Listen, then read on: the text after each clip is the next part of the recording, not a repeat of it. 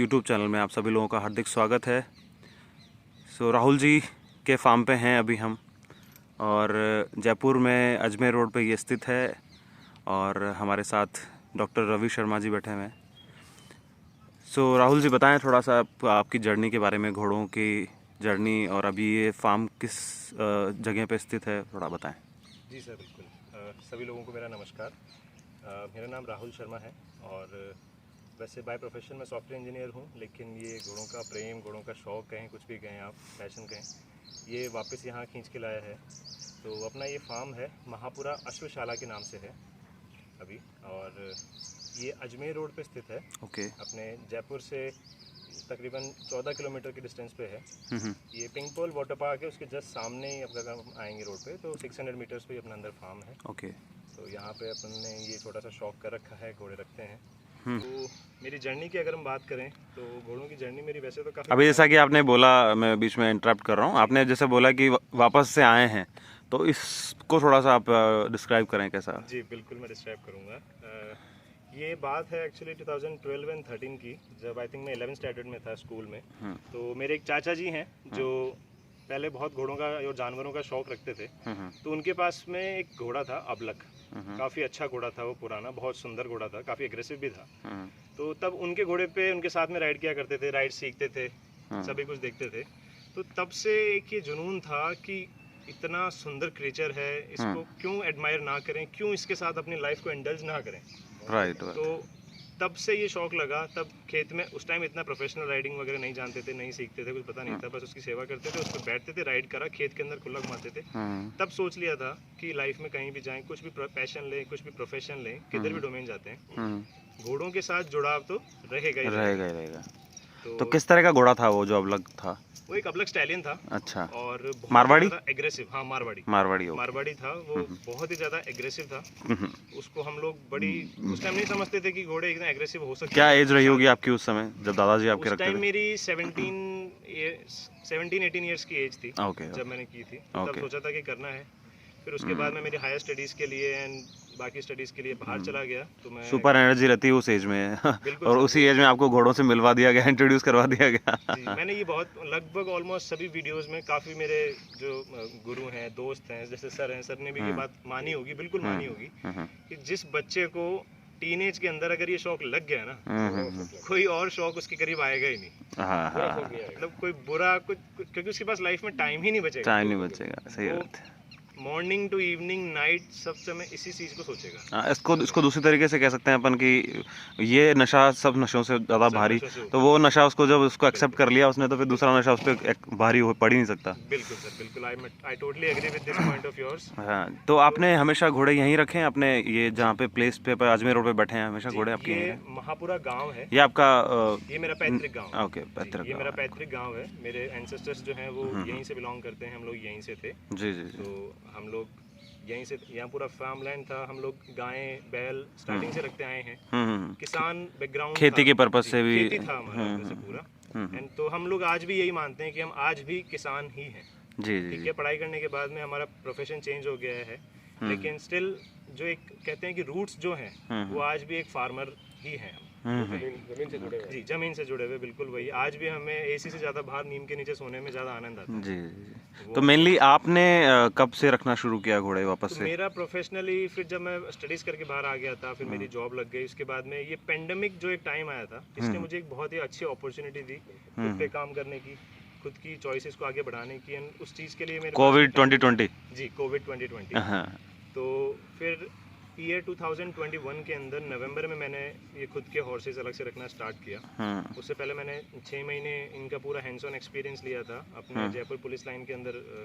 मेरे को मौका मिला वहाँ जाने का। तो वहाँ मैंने हर एक घोड़े की अलग अलग ब्रीड के हिसाब से उनकी केयर टेकिंग से लेके मेडिकल सब चीज़ समझी कि मैं कैसे उस चीज़ को सेट कर सकता हूँ, कैसे आगे परस्यू करना है, मुझे क्या क्या कॉम्प्लिकेशंस मुझे आ सकती हैं। अच्छा अच्छा। क्या क्या मुझे ध्यान तो रखना पुलिस लाइन के घोड़ों पे आपने एक स्टार्ट किया, मतलब जी सीखना? मेरे चाचा जी हैं जो वहाँ स्टाफ में ही हैं, तो उनकी रिकमेंडेशन से मुझे वहाँ पे चांस मिला थोड़ा सा कि मैं वहाँ जाके उन घोड़ों को केयर कर सकूँ। जी। तो मैं डेली जाता था मॉर्निंग में 6 o'clock एंड फिर उसके बाद अप्रॉक्सीमेटली 10 AM वापस आता था घर से। तो 3 से 4 घंटे मैं डेली वहाँ जाता था और वहाँ वो चीज़ सीखता था। तो उसके बाद मैंने ये रियलाइज़ किया कि हाँ अब मैं रेडी हूँ कि मैं घोड़ों को खुद हैंडल कर सकता हूँ। जी तो जी। तब मैंने उसके बाद मैंने काफ़ी जगह घोड़े देखे, काफ़ी अलग तरह के घोड़े देखे। तब मेरा मारवाड़ी के टुवर्ड्स ये एक्सपोजर तो और बढ़ा। मैं पुष्कर मेले, जोधपुर मेले में, बालोतरा, अपने तिलवाड़ा सब जगह जाके मैं देखने लगा। तब वहाँ समझ में आई कि किस तरह के घोड़े हैं जो मैं रख सकता हूँ। फिर मैंने स्टार्ट किया था एक मेयर और एक फिली से। तो वो दोनों मैं परचेज करके लाया। बहुत ही सुंदर मेयर थी। मेयर जो थी वो अननोन लड़की थी, लेकिन वो सुंदर थी, मतलब आई कैचिंग थी हम अगर ये कहें। तो उसको देखते ही उसकी ब्यूटी झलकती थी। तो फिर मैंने सोचा कि नहीं यही लेना है। जो आपके पास थी अभी नहीं है? अभी है वो, अभी मैं उसी को रखता हूँ, स्टार्टिंग से ही मैं रखता अच्छा, स्टार्टिंग जो आप, जो ब्लैक वाली जो घोड़ी देख रहे हैं हम, ये फर्स्ट घोड़ी है आपकी? ये मेरी फर्स्ट घोड़ी है। आपका जो पर्सनल परचेज जो है? मैं टेक्निकली फर्स्ट नहीं कहूँगा। टेक्निकली इसकी जो बेटी है मेरे पास में, एक कुनैत कलर की, जो मैं आपको वीडियो में भी दिखाता हूँ कुछ हाँ, वो घोड़ी मेरी पहली घोड़ी थी। मतलब मेरे फार्म में एंटर पहले वो की थी। ये कुमैत वाली फिली जो देख रहे हैं अपन? ये जो कुमैत वाली फिल्म देख रहे हैं, ठीक है। ये मेरी फर्स्ट मेरी खुद की घोड़ी कहेंगे। सेकंड मेरी वो उसकी मदर थी। अच्छा, तो पहले आपने फिली खरीदी, फिर बाद में उसकी मदर खरीदी? एक्चुअली वो फिली मैं जब देखने गया था तो वो मेरे फ्रेंड के घर पे थी। तो मैंने उसे 30 डेज की थी तब मैंने उसे देखा था। 30 डेज कहाँ से ली थी आपने? ये मैंने बामनवास, अपना एक गांव है, ओके, वहाँ पे मेघराम जी मीना है, ओके, उनके घर में ये ब्रीड हुई थी। तो मेरे काफी नोन ही है। मेरे को उन्होंने बहुत कुछ सिखाया है इस लाइन में। तो मेरा ये बिलीव है कि आप जितने लोगों से घोड़ा इंडस्ट्री में मिलते हैं ना, हर कोई आपको कुछ ना कुछ एक नया एक्सपीरियंस मिलता है आपको। हाँ, एंड मैं हमेशा से इतना क्यूरियस रहा हूँ कि आपको जिस भी सोर्स से कुछ भी नया सीखने को मिले, आपको वो सीखना चाहिए। फिर उस पर अपना थोड़ा सा विजडम बात कीजिए, उसको क्लैरिफाई कीजिए कि आप उस पर क्या इंप्रूवमेंट कर सकते हैं। अकॉर्डिंगली आप अगर उसे इंप्लीमेंट करते हैं तो मैं नहीं कहता कि कभी ये घोड़े बीमार होते हैं। मैं बाय गॉड ग्रेस, गॉड को थैंकफुल हूँ इस चीज़ के लेके कि मैं आज, मेरे को लगभग 2 साल हो गए हैं घोड़ों में। मेरे ना कभी किसी घोड़े को कॉलिक हुआ है, ना मुझे कभी कोई डॉक्टर की जरूरत पड़ी है। अदर देन हम फॉलिकल वगैरह चेक कराते हैं जब मीटिंग के लिए करते हैं, उसके अलावा मुझे कभी डॉक्टर की कोई अलग से जरूरत पड़ी नहीं है।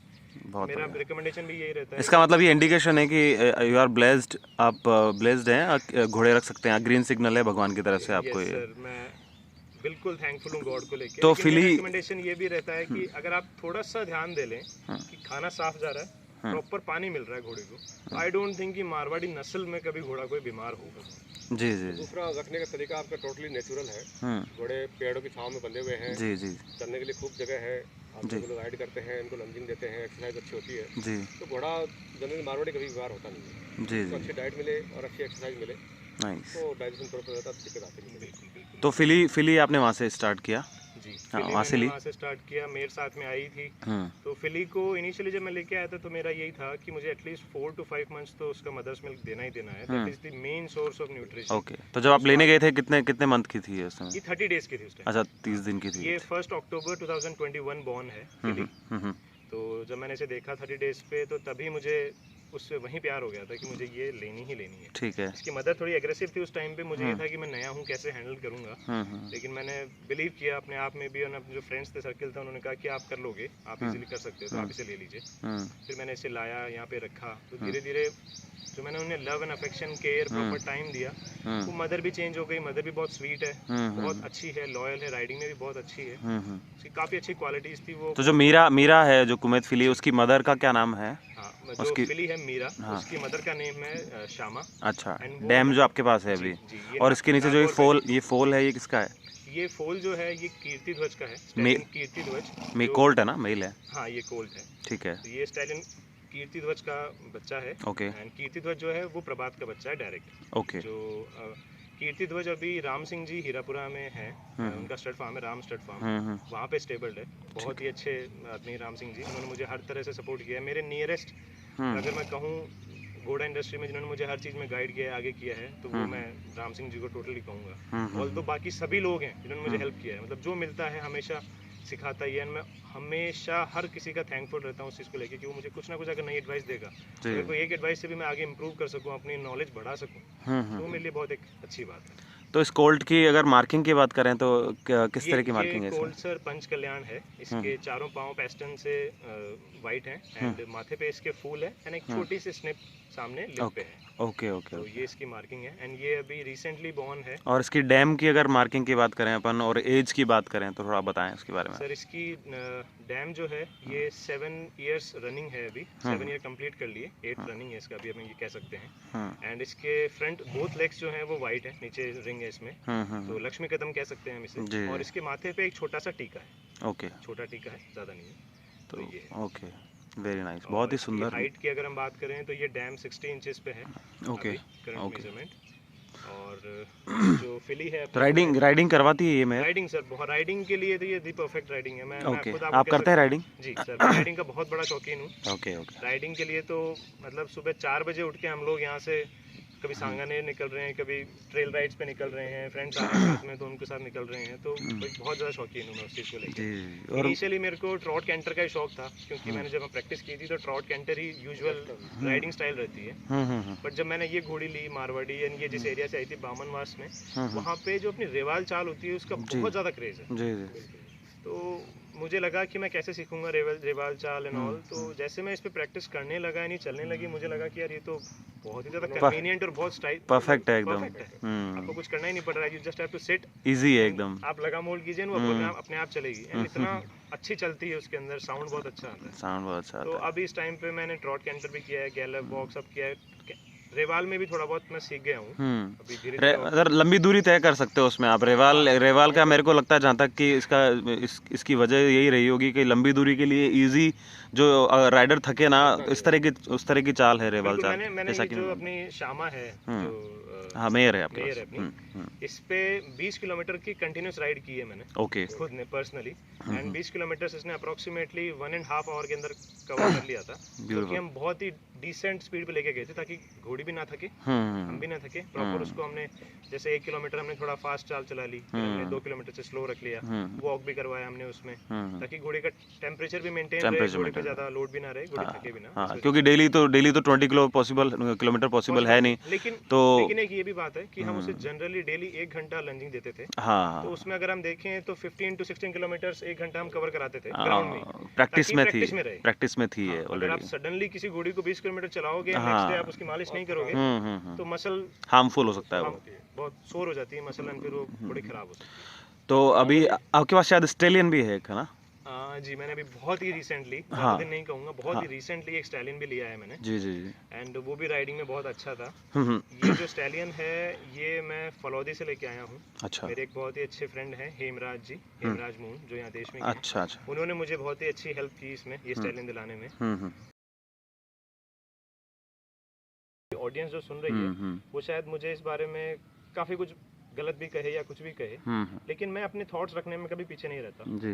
तो मैं ये कहना चाहूँगा, लोग कहते हैं कि देवली लाइन को प्रेफरेंस कम देते हैं, देवली बहुत ज़्यादा लंबा जाता है, देवली में कुछ लोग ये भी कहते हैं कि देवली के अंदर थॉरो मिक्स है, थॉरो ब्रिड वगैरह। जी जी। तो मेरा उन सभी लोगों से जो ये कहते हैं कि थॉरो ब्रिड मिक्स है, उन लोगों से ये सवाल है कि जब आप फूलमाल लाइन की बात करते हो तो आप कहते हो कि फूलमाल लाइन के अंदर अरेबियन ब्लड मिक्स है। तो अब अरेबियन में ऐसा क्या है कि वो आपको चलेगा, लेकिन थॉरो में जो है वो आपको नहीं चलेगा।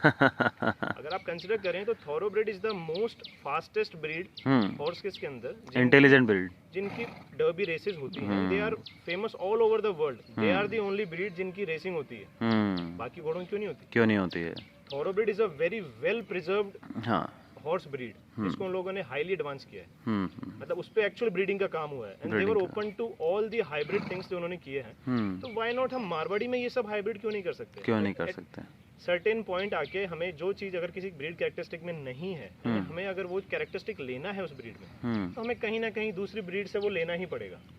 बहुत सी बात है, बहुत ये एक मेडिकल साइंस की बात है, जो ठीक है, जो लोग अच्छा पॉइंट है, समझेंगे उसे। राइट। मैं रिक्वेस्ट करूंगा कि आप लोगों को बात ओपनली एक्सेप्ट कीजिए, ठीक है, ये अगर उन्होंने हाइब्रिड करके ट्राई किया ठीक है, तो उसका कुछ ना कुछ रीजन रहा होगा, मे बी उनकी डिमांड कुछ और थी, ठीक है, मे बी उनको मारवाड़ी का एक रेजिलियंस, वो एक्सट्रीम वेदर कंडीशंस को सहन करना, दर्द को सहन करना, अटेंटिवनेस, एजिलिटी, जो फुर्ती की हम बात करते हैं कि मारवाड़ी एक वॉर हॉर्स था, वो क्यों था? क्योंकि उसमें वो फुर्ती थी। जब अगर किसी युद्ध के अंदर अगर किसी वॉरियर को लड़ना होता है, अचानक टर्न लेना होता है, तो वो इतना छोटा फुर्ती वाला घोड़ा था कि वो इंस्टेंटली टर्न ले लेता था। एक तो अगर हम बात करें कि आप एक बड़ी बस को घुमाएं एंड एक छोटी कार को घुमाएं, तो छोटी कार बहुत क्विकली घूम जाएगी, इजीली घूम जाएगी, तो वो कन्वीनियंट हो गई, वो कन्वीनियंट हो गई। सिटी में छोटी गाड़ी चलाने का जो फायदा है और बड़ी गाड़ी चलाने का जो नुकसान है वो। तो उस पर्सपेक्टिव से अगर हम सोचें तो वो ब्रीड को इम्प्रूव करने के लिए वो हाइब्रिड मिक्सिंग की गई थी, एंड उस पर अच्छे से अगर काम करें तो वो डेफिनेटली एक अच्छा रिजल्ट प्रोड्यूस करती है। आज फूलमा लाइन इतना अच्छे से क्यों प्रोड्यूस हुआ है? क्योंकि बालनी मठ पे जब 4 घोड़ियां अरेबियन ब्लड की गिफ्ट की गई थी, औरंगजेब ने वहाँ गिफ्ट की थी, उन लोगों के पास में बहुत ही अच्छे स्ट्रॉन्ग ब्लड के मारवाड़ी हॉर्सेस थे जो उन्होंने वहाँ पे मेट करवाए, एक अच्छी ब्रीड निकली। अब ऐसा तो नहीं है कि उनमें से भी जो जितनी भी ब्रीड निकली वो सभी बहुत परफेक्ट थे, उनमें से भी कुछ सेलेक्टिव बहुत अच्छे आए होंगे, कुछ नहीं भी थे। तो जो अच्छे थे उनसे जो और उन्होंने ब्रीड किया, वो इम्प्रूव फर्दर करते गए, आज वो इतना अच्छा ब्यूटी उसमें निकल के आई है। तो वो हमें काम उस पर करना चाहिए। कभी भी किसी के ओपिनियन को आप डायरेक्टली ब्लॉक मत कीजिए, यार आपने तो कर दिया, ये गलत। हाँ, या उस पर अपना कोई मत दे दीजिए, सीधा ओपिनियन आप एक्सेप्ट कीजिए, हेल्दी डिस्कशन। आज अगर मैं डॉक्टर रवि शर्मा जी सर हैं, इतने अच्छे मुझे अगर किसी बात पे गाइड कर रहे हैं, तो सबसे पहले मेरा ओपिनियन ये होना चाहिए कि मैं उनकी बात को सुनूं, समझूं कि सर का ये ओपिनियन क्यों डेवलप हुआ, किस वजह से हुआ, तभी हम आगे बढ़ सकते हैं। अगर मैं पहले ही इंस्टेंस में सर को ब्लॉक कर दूं, नहीं सर मैं आपकी बात नहीं मानता, तो नो रीजन, एक वो हेल्दी डिस्कशन हुआ ही नहीं। हेल्दी डिस्कशन होना चाहिए और कोई नई चीज़ है तो उसको एक्सेप्ट करना चाहिए। हाँ, आप आपकी जो डिमांड है उस अकॉर्डिंग आगे बढ़ सकते हैं। Thank you so much Rahul ji, आपने अपना अमूल्य समय दिया, उसके लिए बहुत बहुत धन्यवाद। और काफ़ी अच्छी नॉलेज है आपको बहुत कम उम्र में, तो उसको शायद मेरे व्यूवर्स को वो देख के काफ़ी समझ सीख मिलेगी, उनको अच्छा लगेगा। सो धन्यवाद। बाकी आपके हॉर्सेस दिखाने के लिए बहुत बहुत थैंक यू। और thank you sir, Ravi sir, बहुत बहुत धन्यवाद आपका।